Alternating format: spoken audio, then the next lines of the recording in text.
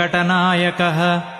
सर्वदेवैकशरणं सर्वदेवैकदैवतम् समस्तदेवकवचं सर्वदेवशिखामणिः इतीदं कीर्तितं यस्य विष्णोरमिततेजसः त्रिकाले यः पठेन्नित्यं पापं तस्य न विद्यते राजद्वारे पठेद्घोरे सङ्ग्रामे रिपुसङ्कटे भूतसर्पपिशाचादिभयं नास्ति कदाचन अपुत्रो लभते पुत्रान् निर्धनो धनवान् भवेत् रोगार्तो मुच्यते रोगात् बद्धो मुच्येत बन्धनात्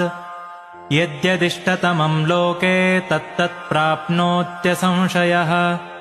ऐश्वर्यं राजसन्मानं भक्तिमुक्तिफलप्रदम् विष्णोर्लोकैकसोपानं सर्व